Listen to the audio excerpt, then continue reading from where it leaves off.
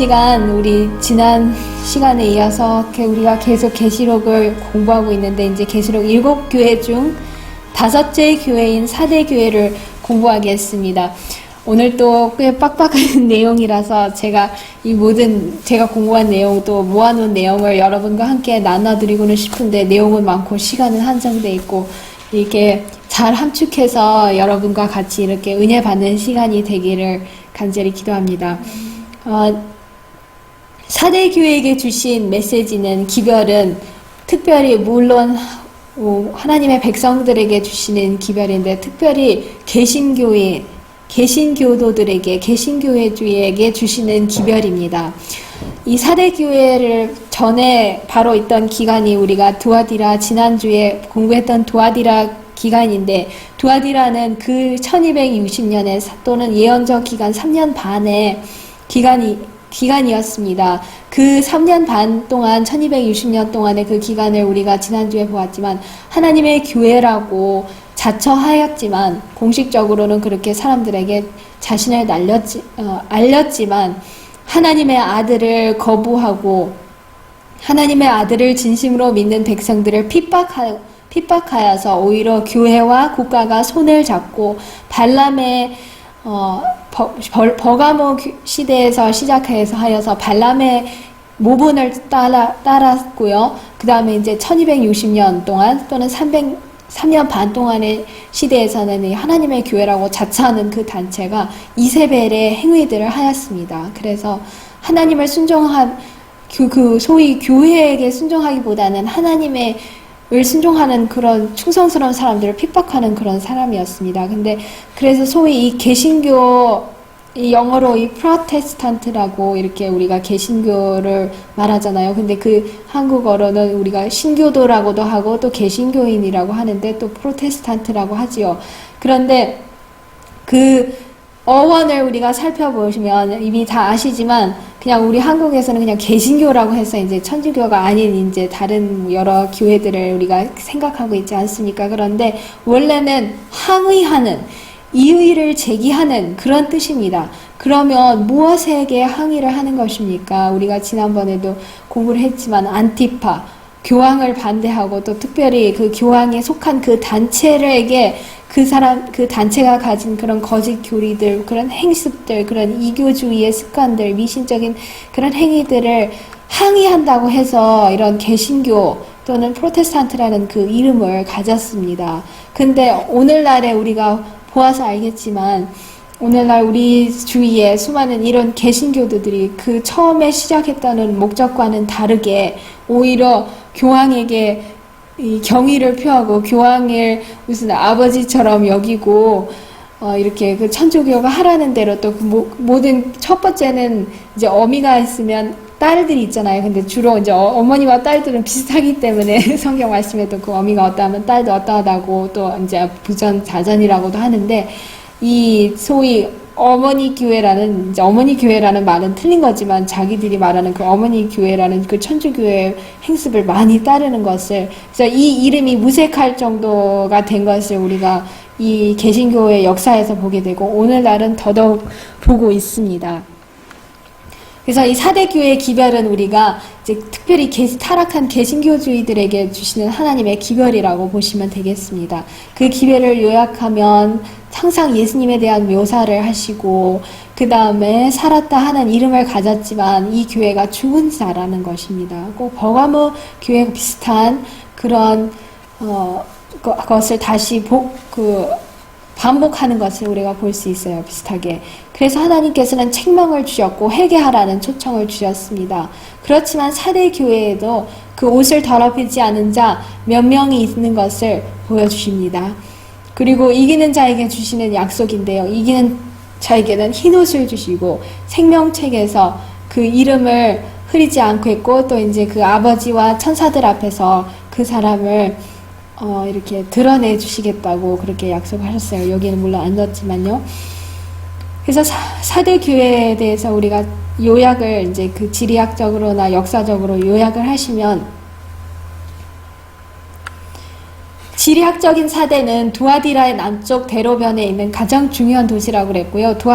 두아디라처럼 사대도 상업상으로 유리한 위치를 차지했습니다. 근데 제가 이 일곱 교회를 공부하면서 느끼는 것은 뭐냐면 예수의 증거를 또 이런 뭐 역사적 이런 걸 보시면서 항상 이 이중 기별인 거예요. 그 당시 요한의 시대에도 분명히 그런 일곱 교회가 있어서 요한이 그 일곱 교회에 편지를 보내는 것도 되고 또 더 나아가서는 더 깊은 의미에서는 예수님의 시대부터 재림하실 시대의 그 각 일곱 기간에 걸친 교회의 상태를 보여주시는 그런 이중 적용도 될 수 있다는 것을 저는 이제 이 요한의 증거를 보면서 저는 이제 확신을 이렇게 하게 되었는데요. 그 사대 교회의 이름의 의미는 기쁨의 노래라는 뜻이고 혹은 또는 남은 것 혹은 또 새 것이라고 이렇게 여러 주석가들이 이렇게 말을 합니다. 그 기간을 보시면 1798년부터 1833년 AD. 근데 어떤 이들은 이제 물론 시작점을 1517년으로 지난번에도 제가 잠시 말씀드렸죠. 어떤 사람 해석하는 사람마다 달라서 그 두아디라가 잘리는 맞춰지는 시점을 어떤 사람은 1517년으로 이렇게 보면 이제 그 사람들을 그걸로 따지면 사대 교회가 1517년부터 또 뭐 1700 몇 년인가 하여튼 거기까지 이렇게 봅니다. 그런데 우리 원래 재림교회 선구자들은 제가 지금까지 여러분과 나눠드리는 보여드리는 기간은 원래 재림교회 선구자들이 이렇게 연구하신 그 기간대로 보여드리는데 예언의 신에 또 이 사대교회가 1798년부터 1833년이라는 그것을 더 확신할 만한 그런 내용이 있기에 저도 이것이 더 타당하다고 보기 때문에 그 기간을 1798년부터 1833년으로 이렇게 보여드립니다. 사대교회에게 예수님의 첫 번째로 항상 하시는 말씀이 이렇게 나오지요. 사대 교회의 사자에게 편지하기를 하나님의 일곱 영과 일곱 별을 가진 이가 가라사대 내가 내 행위를 아노니 내가 살았다 하는 이름은 가졌으나 죽은 자로다. 첫 번째로 우리가 같이 먼저 봐야 될 것은 예수님에게 여기서 예수님을 묘사하실 때 하나님의 일곱 영과 일곱 별을 가졌다고 말씀하셨습니다. 우리가 계시록 1장에도 보시면 예수님께서 일곱 촛대 사이에 또 일곱 별을 손에 잡았다고 말씀을 하시지 않았습니까? 그리고 이제 하나님의 보좌 앞에 일곱 영이 있다고 그런 말씀을 하셨어요. 근데 계시록 4장 5절이나 또 우리가 여기서 계시록 5장 6절에 보시면 계시록 4장 5절에는 하나님 보좌 앞에 있는 일곱 등대가 일곱 영이라는 그런 말씀이 나오고 또 이 계시록 3장 1절에는 하나님의 일곱 영을 소유하신 분이 바로 예수님이라고 이렇게 풀이를 해주십니다. 그래서 한 성경절만 가지고 그 계시록 1장에 나오는 그것 때문에 그것이 삼위일체를 나타낸다 그렇게 하면 안 됩니다. 계시록 3장 1절에는 분명히 하나님의 영을 가지신 분은 이 완전한 영을 가지신 분은 예수님이신 것을 볼 수 있습니다. 그것을 뒷받침하는 것을 또 계시록 자체가 또 풀이를 해주죠. 계시록 5장 6절에 내가 또 보니 보좌와 내 생물과 장로들 사이에 어린 양이 섰는데 어린 양은 우리가 성경을 보아도 다 아시지만 당연히 예수님을 상징하죠. 일찍이 죽임을 당한 것 같더라. 일곱 뿔과 일곱 눈이 있으니 이 눈은 온 땅에 보내심을 입은 하나님의 일곱 영이더라. 그래서 어린 양이신 계시록 5장 6절 어린 양이신 예수님께 또 일곱 뿔 완전한 능력과 또 일곱 눈은 일곱 영이 있으신 것을 알 수 있습니다. 그래서 로마서 8장 9절에 누구든지 하나님의 영이 없으면 또 그리스도의 영이 없으면 그리스도의 사람이 아니라는 그 말씀이 하나님의 영이 곧 똑같은 같은 영을 예수님도 소유하셨다는 것을 다시 한번 확신할 수 있습니다.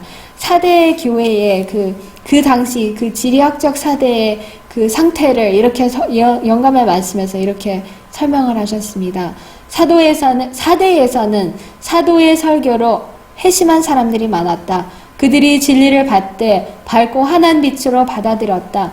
그러나 어떤 사람들은 그들이 진리를 받아들일 때 가졌던 그 훌륭한 태도를 잊어버렸다. 따라서 예수님은 그들에게 책망의 기별을 보내는 것이 필요하다는 것을 아셨다. 마치 에베소 교회와 비슷한 그런 것을 밟고 있었습니다. 이들도 첫사랑을 이 사람들도 잊어버렸어요. 받았을 때 그 초심을 잃어버렸기 때문에 예수님 또한 그들에게 다시 한번 책망의 기별을 보내십니다. 옛 표준을 견지하고 있던 사람들은 하나씩 둘씩 떨어져 나가고 어떤 이들은 자주 반복되는 진리에 신물을 내게 되었다. 이 복음은 들어도 우리가 더 깊어지고 새로워지기 때문에 우리가 신문을 내거나 지루해하면 안 됩니다. 그런데 다 안다고 착각했기 때문에 이 당시 사대교회에서도 이랬던 것입니다. 그들은 더 많은 사람을 즐겁게 해주는 새로운 교리를 원하였다. 에베소 교회도 비슷한 것을 우리가 지난번에 공부했죠. 말하자면 커다란 변화가 필요하다고 생각하였다. 그들은 영적으로 눈이 멀어 있기 때문에 그들의 궤변들이 과거의 모든 경험을 송두리째 뿌리를 뽑아버린다는 것을 깨닫지 못하였다. 이런 위험한 상태에 있었던 사대교회에게 하나님께서 예수님을 통하여 이렇게 경고의 기별을 보내셨던 것입니다. 이 기별을 받은 사람들 중에는 침례 요한의 설교를 듣고 확신을 얻은 사람들도 있었지만 그들은 한때 기뻐하였던 믿음을 잃어버렸다. 또 다른 사람들이 있었는데 그들은 그리스도의 가르침으로 진리를 받아들였지만 그들도 처음 사랑을 잃어버렸고 영적 능력도 잃었다. 그들은 시작할 때 확실한 것을 끝까지 붙잡지 않았다.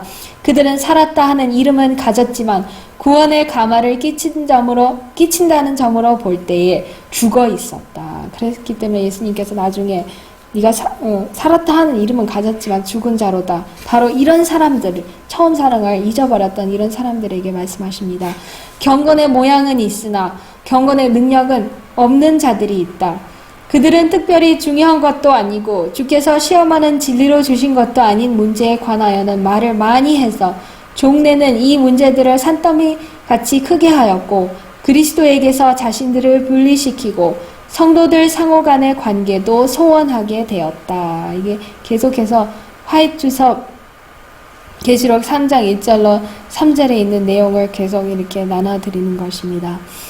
그래서 예수님께서 이런 사람, 그 당시 이런 사람들이 어떤 사람들이었냐면 내가 내 행위를 아노니 내가 살았다 하는 이름은 가졌으나 실상은 죽은 자로다. 외식 또는 허식을 좋아하는 사람들이었나 봐요. 사대교인들이. 이 허식은 하나님께 아무런 가치가 없는 것이다. 영혼 속에 하나님을 향한 사랑이 없이 신앙의 외향적 형식만 갖추어서는 아무 가치가 없는 것이다. 너는 일깨워 그 남은 바 죽게 된 것을 굳게 하라. 이것이 우리가 할 일이다. 영적으로 죽게 된 사람이 많이 있다. 주께서 우리에게 요구하시기를 그들을 굳게 하라고 하신다. 그래서 이 사대 교회의 사람들도 너무 외식하고 허식하고 거칠에만 이런 행함으로만 하는 그런 종교에 너무 치중하고 있었습니다. 그런데 이 사대교회는 아까 제가 말씀드린 것처럼 이 개신교에게 특별히 주시는 하나님의 기별인데 개신교도들이 그 당시 이 1798년부터 1833년에 그들이 빠졌던 함정 역시 자기들이 나왔다고 주장하는 천주교에서 나왔다고 주장하지만 마치 천주교 거의 비슷하게 이 외식과 허식만을 자랑하는 그런 종교를 자랑하고 있었기 때문에 하나님께서 이런 그들을 깨우고 각성시키고자 사대교회에게 이런 기별을 보내셨습니다. 우리가 잠시 그 사대교회의 그 배경을 이제 넘어가기 전에 잠시 그 뒷배경을 우리가 보면요. 지난번에도 제가 보여드린 이 위클리프가 이 종교개혁의 새벽별이라고 그랬죠. 그래서 성경을 영어로 번역한 첫 개혁자이셨습니다. 이분을 통해서 이 어둡던 이 종교계에 조그만 이런 새벽의 미명 같은 이런 새벽별 같은 별들이 여기저기 이분을 시작으로 해서 나타나기 시작했습니다. 그래가지고 이분을 시작으로 해서 종교개혁이 점점 불을 붙어서 여기가 우리가 이 사진들을 보시는 것처럼 이런 위클리프, 전 후스, 제롬, 루터, 칼뱅 이런 수많은 종교개혁가들이 외쳐서 그 당시 그나마 이제 그 당시 그들이 깨달은 바로 이 어두움의 세계를 종교계의 어두움의 세계를 많이 비추었었습니다. 그래서 그래가지고 이제 우리가 이 또 배경을 보시면 이 미국이 이제 발견되기 시작했죠. 물론 1400 몇 년에 그 콜럼버스에 의해서 미국이 이제 발견이 되지만 그 미국 신대륙이 이렇게 많이 정착되기까지는 콜럼버스가 발견한 후로부터 그래도 몇백 년이 또 흘러갑니다. 근데 하나님께서는 왜 하필이면 미국을 이 1600년대, 1700년대에 이렇게 수많은 이런 순례자들이 그때 왜 정착을 하게 하셨는가? 우리가 그것도 하나님의 섭리 가운데 하나님께서 일부러 그렇게 계획을 하셨던 것이었습니다. 이 하나님께서는 이 새로 태어나는, 태어난다기보다는 이게 어둠에서 점점 나오는 이 개신교도들, 개신교주의를 위해서 이 미국이라는 신대륙을 준비를 해 놓으셨던 것입니다.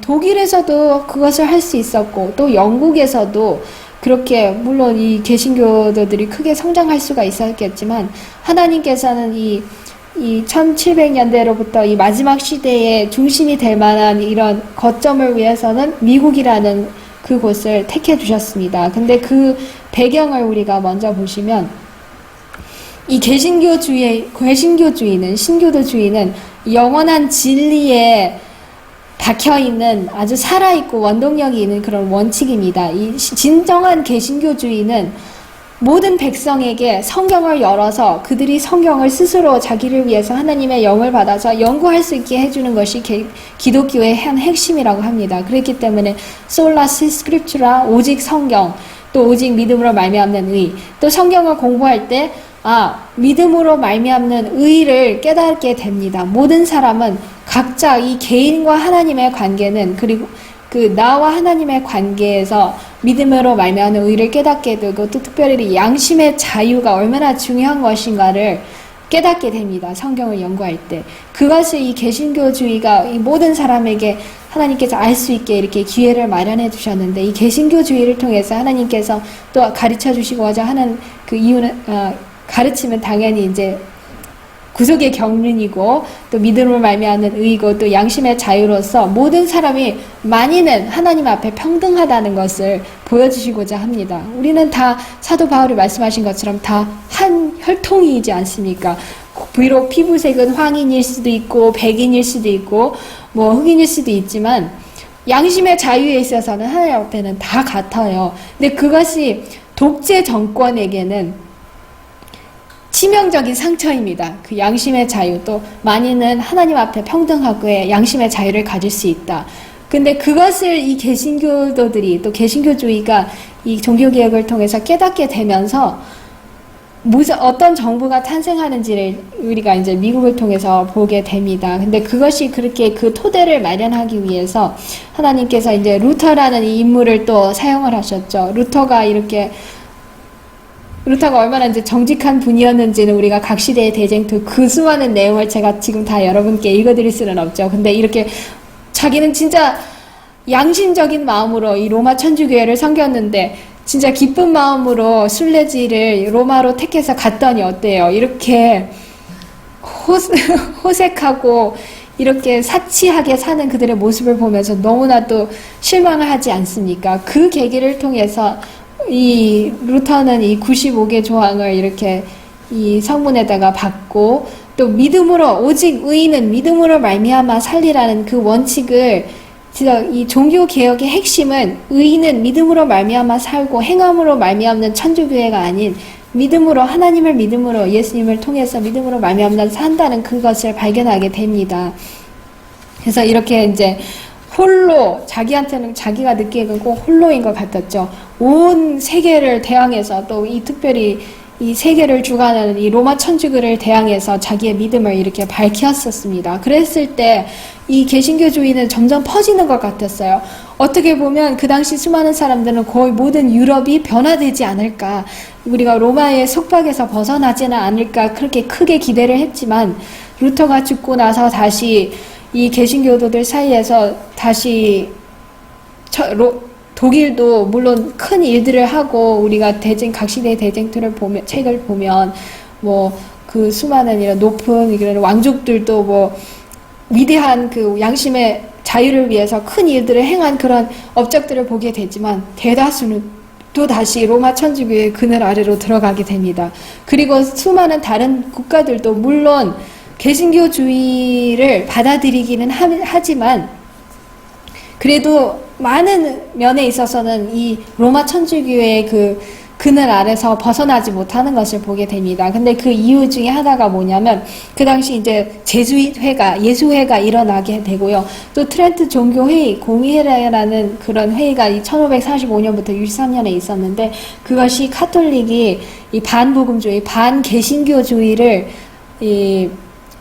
그런 사업을 이루기 위해서 이런 종교회의를 했었습니다. 그래가지고 이때 개신교도들이 많이 타협을 했어요. 오히려 더 굳세게 나갔었어야 되는데 오히려 로마 천주교회랑 타협을 하면서 그 하나님의 이 복음을 널리 전할 수 있었던 그 기회를 잃어버리게 됩니다. 그래가지고 이런 수많은 교회들, 이런 교회들이 물론 영국이 그 헨리 8세 때 자기가 이제 그 사람은 이제 이혼을 하고 싶어서 또 다른 왕비를 맞이해드리고 싶어서 진짜 진리를 위해서가 아니고 다른 이유 때문에 간음하고 이런 이유 때문에 이제 로마 천주교에서 분리가 됐지만 이 영국 국교회라는 이런 그 종교를 이제 따로 만들었죠.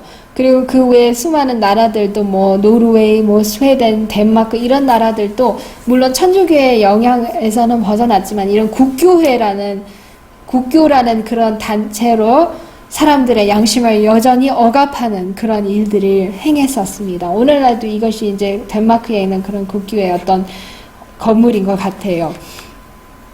그런데 그 위클립 시대로부터 영국에서 어쨌든 하나님을 따르는 수많은 그런 하나님의 말씀을 따르는 사람들이 있었지만 그 영국의 역사, 하나님께서는 아마도 영국에게 이런 기회를 주셨어요. 미국처럼 새로운 종교가 아닌 개신교주의를 이렇게 양육할 수 있는 그런 밑거름이 될 수 있는 기회를 영국에게 주셨거든요. 그래서 우리가 영국 역사를 보면 잉글랜드 공화국을 1649년부터 60년에 그 청교도들이 그 왕족의 그런 압제와 이런 모든 것에서 벗어나고 싶고 또 이게 영국 국교가 말만 영국 국교고 천주교만 다르지 모든 게 거의 다 같았거든요. 그래서 그것을 벗어나고자 그때 무슨 혁명 같은 것이 일어났던 것을 우리가 세계사에서 이렇게 공부를 합니다. 근데 그것이 오래 가지를 못했어요. 이 크롬웰이라는 이 사람이 했지만 오래 가지 못해서 영국 백성들이 다시 이제 왕족의 밑으로 공화국이 될 수 있었지만 미국과 같은 지금 그 당시 다시 왕족의 밑으로 가게 돼서 지금까지도 이 왕족 그런 사회인 것을 우리가 보게 됩니다. 그래서 이 영국이 그런 기회를 잃어버렸었습니다. 그래가지고 우리가 어쨌든 이 개신교주의의 이런 첫 뿌리나 가지들은 이 영국에서부터 시작한 것을 우리가 보게 되는데 이런 수많은 청교도들이 양심의 자유대로 또 성경을 자기가 믿는 바대로 믿지 못하니까 또 영국의 어떤 많은 17세기 이런 왕들이 청교도들을 너무 학대하고 핍박하기 때문에 자기가들이 그 땅에서 나가든지 아니면 더 심한 형벌을 받도록 남아있든지 그것을 보고 수많은 청교도들이 처음에는 이제 네덜란드로 가서 네덜란드에서는 이제 우호적인 영접을 받았지만 어디로 가게 되냐면 이제 미국으로 가게 됩니다. 이런 말씀들이 있어요. 사람이 자기의 수고의 대가를 받고 자기의 양심의 지시대로 생활할 수 있다는 나라가 있다는 소식이 유럽의 여러 나라에 전하여지자 무수한 사람이 북미 대륙으로 모여들었다. 식민지의 인구는 갑자기 늘어났다. 매사추세츠주는 특별한 법률을 제정하여 전란과 기근과 박해자들의 핍박을 피하기 위하여 대서양을 건너오고자 하는 그리스도인에게 대하여는 어느 나라 사람이든지 환영하고 공금으로 그 일을 원조하였다.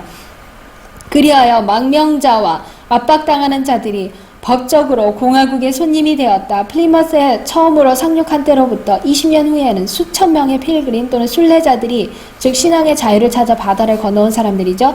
뉴 잉글랜드에 정착하였다. 대쟁투 296쪽의 말씀이었습니다. 그들은 그들이 원하는 목표에 도달하기 위하여 검소하게 노력하여 생활함으로 겨우 허구할 수 있는 것에 만족하였다. 그들은 밭에서도 그들이 힘들인 노력에 해당되는 만큼의 수확을 구하였다. 그들은 장차 일확천금을 하겠다는 꿈을 갖지 않았다.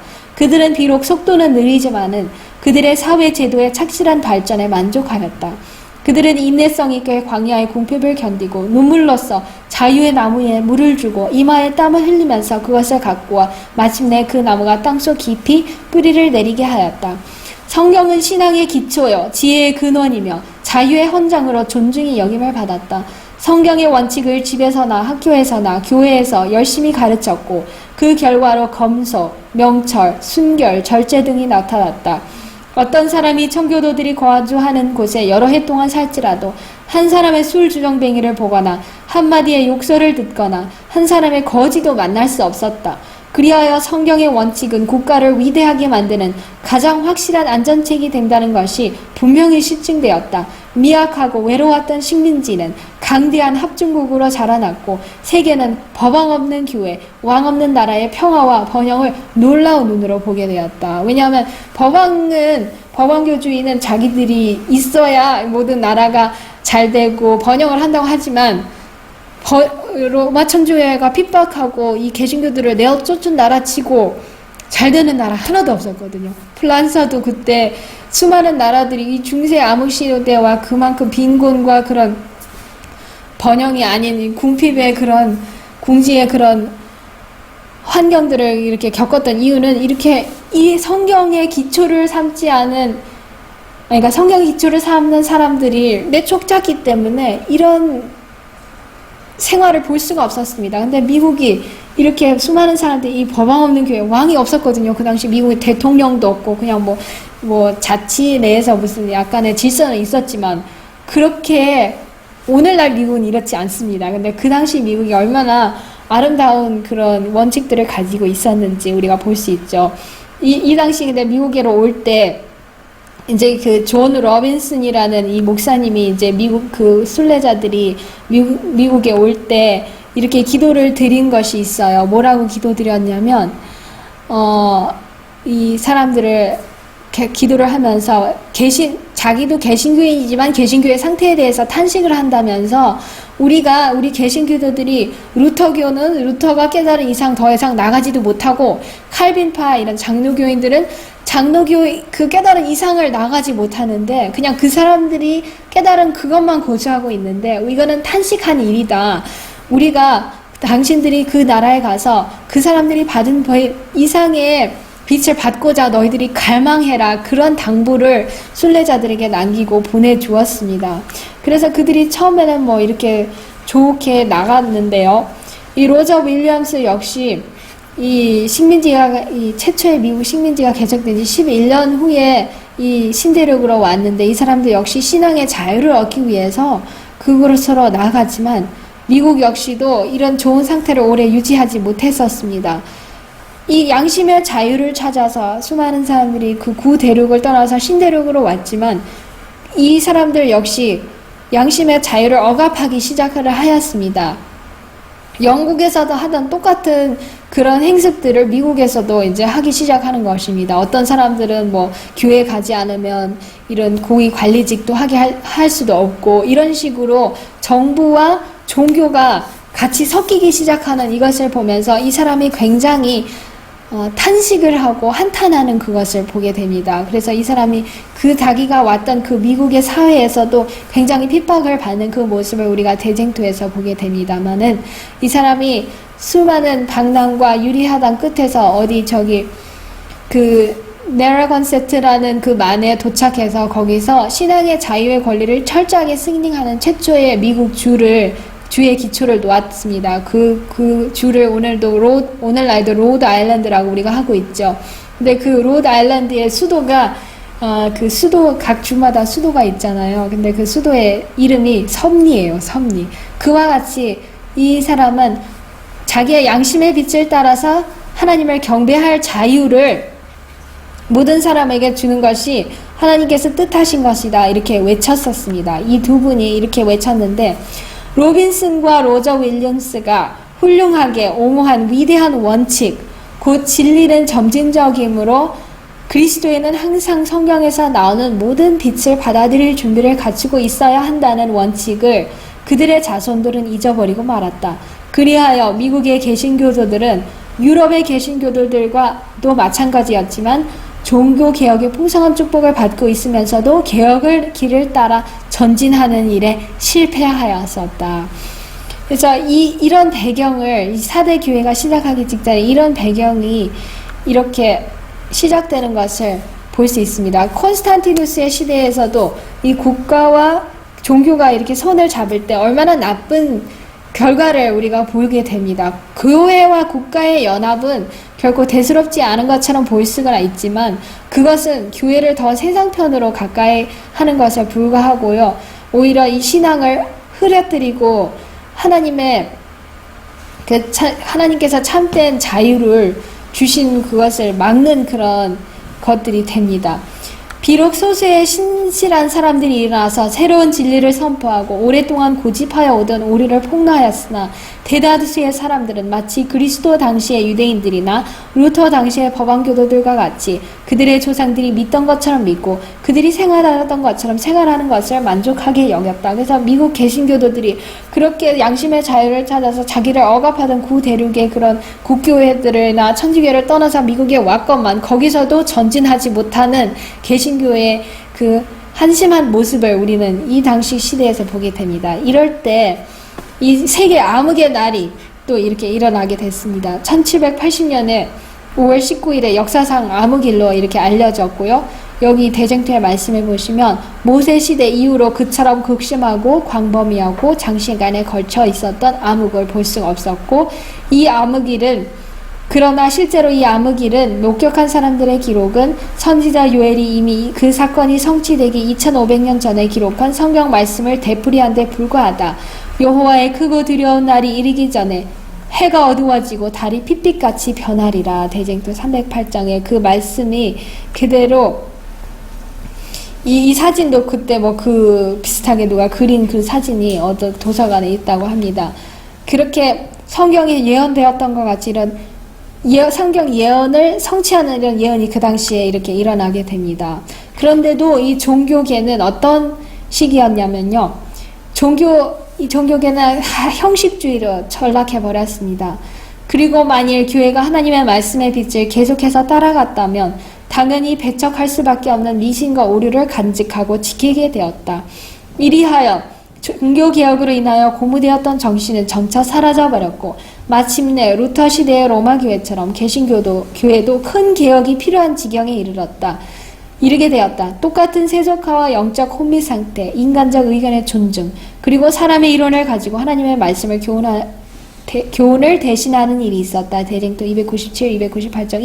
이런 개신교회들이, 그 개신교회들의 중심이 미국이 되게 됩니다. 왜냐면 아직 이런 구대륙에서는 천주교회가 아직도 많이 장악을 하고 국교회들이 있지만 그 국교들은 뭐 거의 천주교회나 다를 바가 없었던 것이기 때문에 여기서 말씀하신 개신교들은 미국으로 옮겨온 그런 개신교들을 두고 특별히 말씀하시는 거였습니다. 이때 이 1798년에 이 1260년에 이 예언의 기간이 또는 3년 반의 이 핍박의 기간이 끝났을 때 교회가 모든 이제 교회에게는 마치 무슨 그 아주 혹독한 추운 겨울을 지나다가 따뜻한 봄이 온 것 같은 그런 것과 같았습니다. 왜냐하면 그 당시 이 산업혁명도 그때쯤 거의 막 일어나기 시작했죠. 1700년대부터 1800년대 때 산업혁명이 일어나면서 그 당시 그 사람들이 알지 못했던 이런 과학들도 점점 발견이 되고요.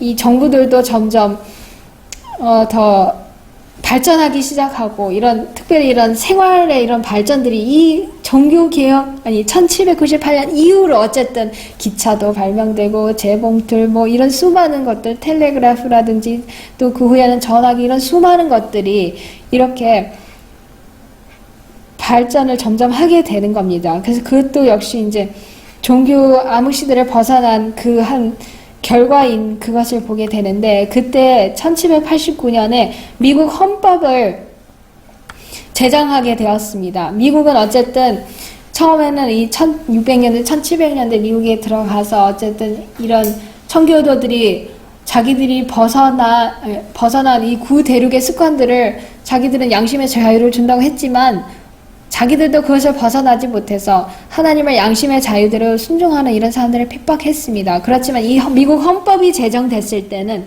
이 세상 역사상 어떤 국가가 완벽한 양심의 자유를 허락하고 종교의 자유를 허락하는 이런 헌법은 이것이 역사상 처음이었습니다. 물론 이스라엘에서는 빼고요. 그래서 이것은 사람의 손으로 한 것이 아니라 하나님께서 분명히 그렇게 손을 두신 그런 일이었습니다. 1780년에 해가 어두워지고 그것도 이 예언의 한 성취였고요. 이 1789년에 이 미국 헌법이 제정된 것 역시 하나님께서 특별히 섭리였었습니다. 그 미국 헌법이 무엇이었냐면 거기에 이렇게 말을 합니다. 우리는 모든 사람이 평등하게 창조되었고 그들에게는 조물주로부터 남에게 양도할 수 없는 일정한 권리가 부여되었으며 그 권리 가운데는 생명, 자유, 행복의 추구 등이 포함되어 있다는 것을 자명한 진리로 주장한다. 또한 헌법에도 극히 명백한 말로써 양심은 침범할 수 없다는 것이 보증되어 있다. 합중국은 어떤 공직에 대한 자격으로서 종교적인 시험을 요구하지 않는다. 미 의회는 종교의 설립에 관여하거나 종교의 자유로운 활동을 금지하는 어떤 입법도 하지 않을 것이다. 이것이 미국의 헌법의 제10조항들에 속해 있는 가장 기본적이고도 제일 중요한 조항들입니다. 그것이 그래서 오늘날 소위 민주주의의 기초라고도 모든 사람이 다 알고 있는데요. 근데 소위 이제 그런 것들을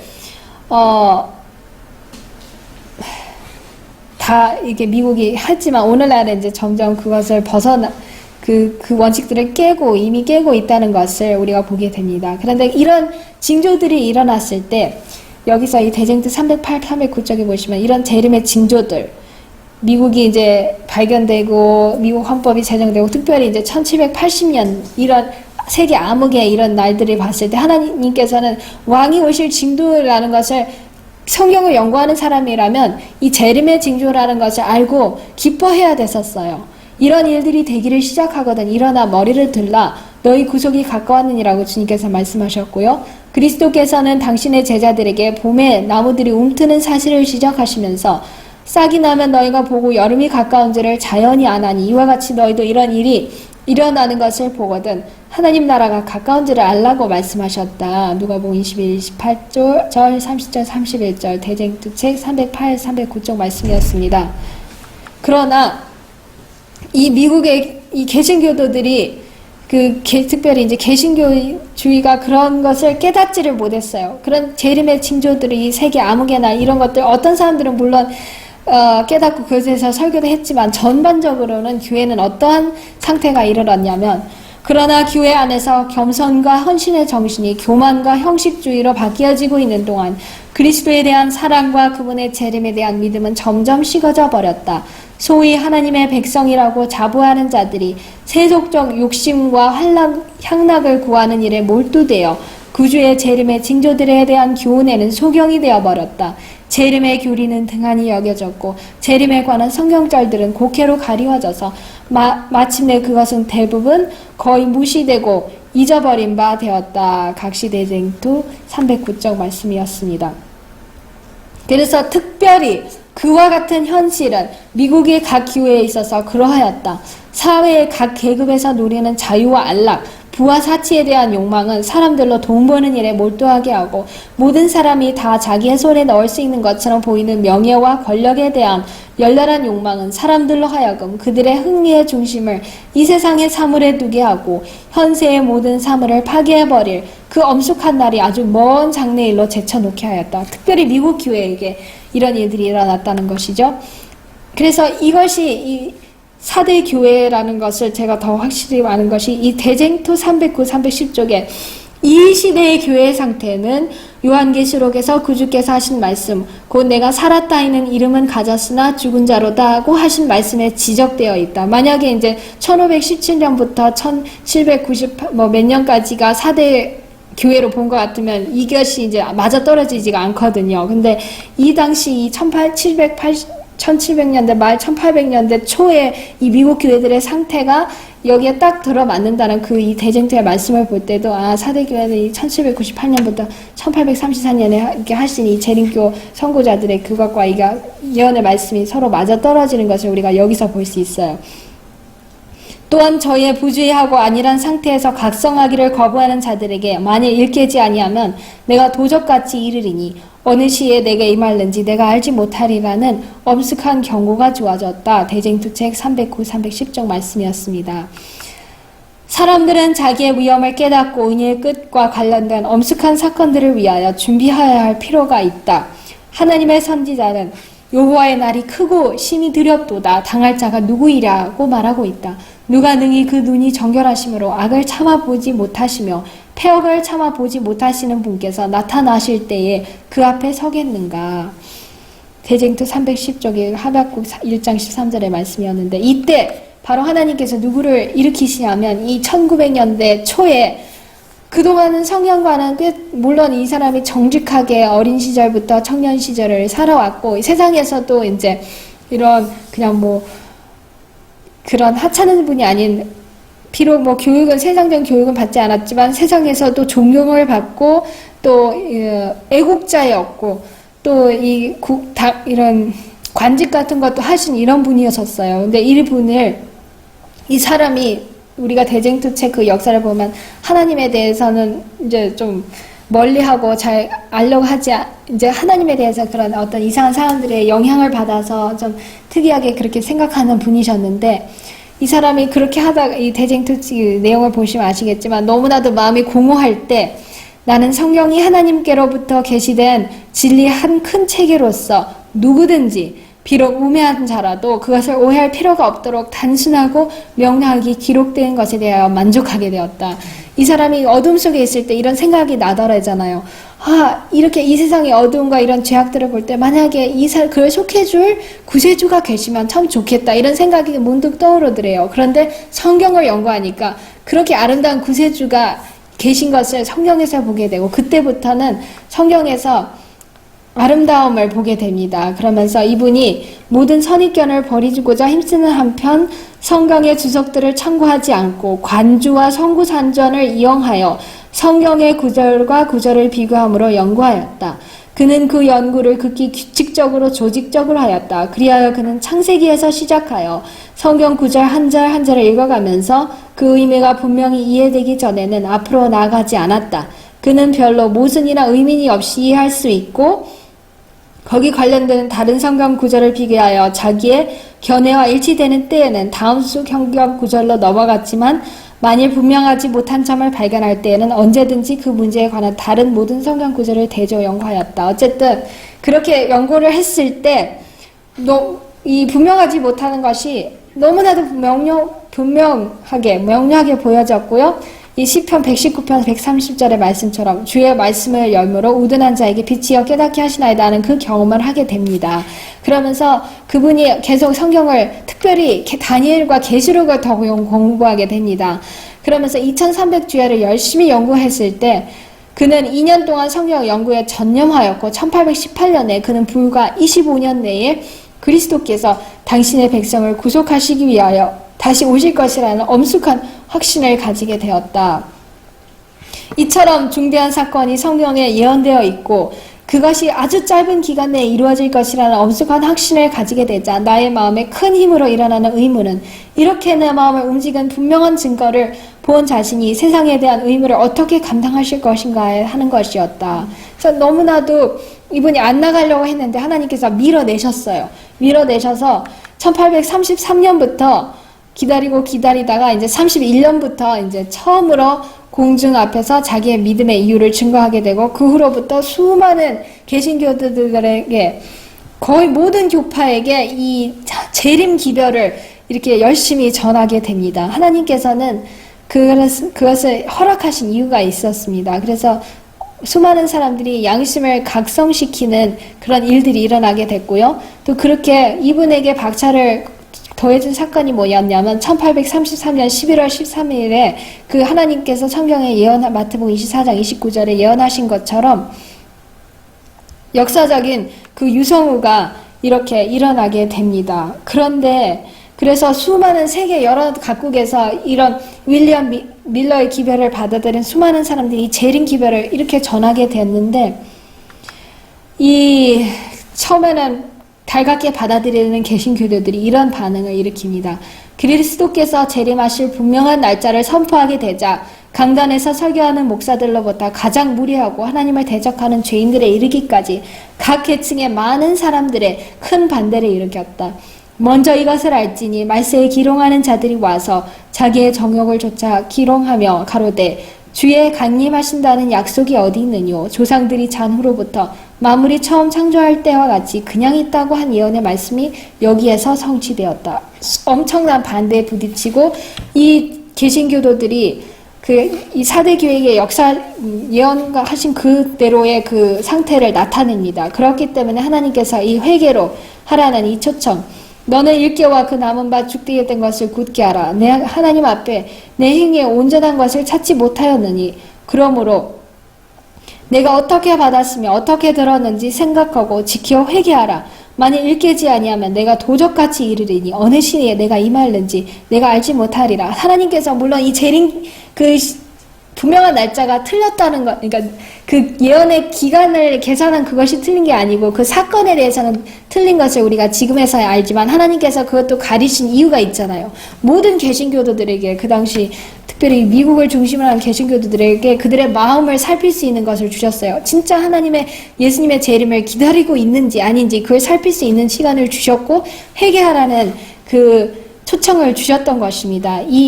그래서 지켜 회개하라는 그 뜻은 하나님께서 지키라는 말씀은 그들에게 주신 이 위로와 믿음과 소망을 또 재림의 소망을 굳게 지키라는 뜻이었지만 회개하라는 것은 진정으로 그들이 우리의 삶에서 하나님의 계명과 벗어난 이런 것들을 회개하라는 그런 뜻이었었습니다.